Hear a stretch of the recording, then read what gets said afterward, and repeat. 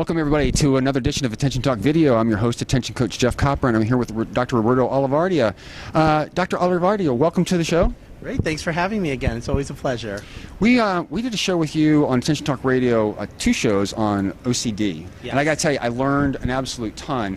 Today I want to kind of cover something we didn't necessarily cover in detail, and the notion of hoarding and ADHD, Yes. also in the context of OCD. Is hoarding OCD? Is it ADD? Is there a line? Can you just share your thoughts on that? Sure. Hoarding has been conceptualized as an obsessive-compulsive disorder and has been within that spectrum in research and clinically.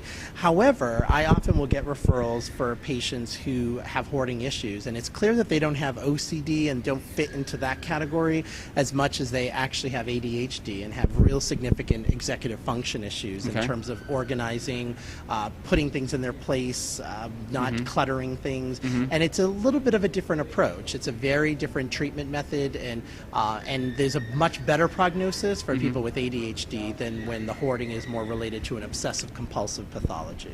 So, if a person is hoarding, Yes. is there an easy way to determine if it's OCD or ADHD?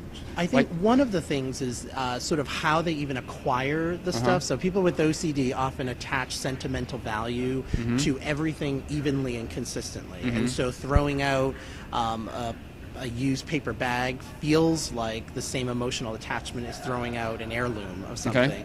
And to people with ADHD, a lot of times they acquire a lot of things, either because they have problems with impulse control in terms of spending money and just collecting things, and then whatever the new thing, the new gadget, the new book, the new CD, and they end up just getting a lot of stuff and never subtracting. So they're always adding but not subtracting, but they don't have a lot of the same emotional sentimentality to those objects. And probably one of the biggest factors for me is in treatment is if you go to someone with OCD who's a hoarder and you are trying to de-hoard and declutter, there's extreme anxiety over throwing things out, over moving things a certain way, even though their lives are significantly affected and compromised by it.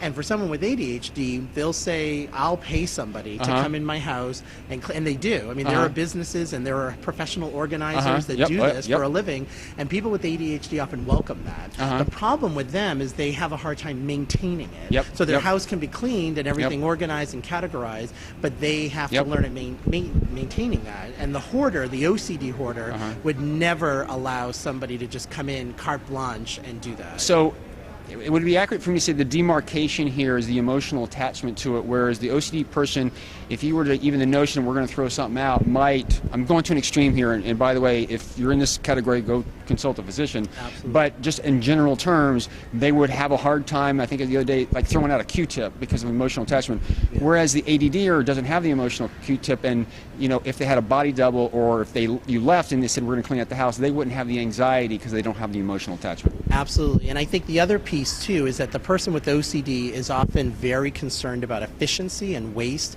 and so something like throwing out a used Q-tip, which would be a very hard thing for people who don't hoard to understand. Why wouldn't you throw out a Q-tip? But for the person with OCD, it's, well, I could use it again. It still has some use, and they feel bad that they're wasting something. Someone with ADHD often feels very different about it. They are like, no, it's done. I want the new one. They want the novelty more. So it's a very different avenue. I know that you can comment on this, is that when I've coached some people, a lot of the ADDers, a lot of times, particularly in their offices and stuff, they'll have a piece of paper, they'll have something, and it's got something, it's like, I want to remember this and kind of whatever, and it kind of stacks up over a period of time, and I don't know if they're hoarding it, but they just don't know what they're going to do with it in the future, and they kind of don't really know where to put it, so they end up hanging on to it for a period of time. A good way, I've coached a lot of people in business, and they put notes everywhere, and it's like they haven't put together the notes for an insight or something like that, but they're kind of holding on to it. But that's not OCD, that's just a person that's clinging to information from an organizational perspective, doesn't know where to do it, so it just ends up being piles. Can you speak to that? Absolutely. There is a distinction where, as you mentioned, people with ADHD might, because they actually may forget things, because we know working memory is an issue for people with ADHD, so they might write notes or have to-do lists, and then they have a collection of them.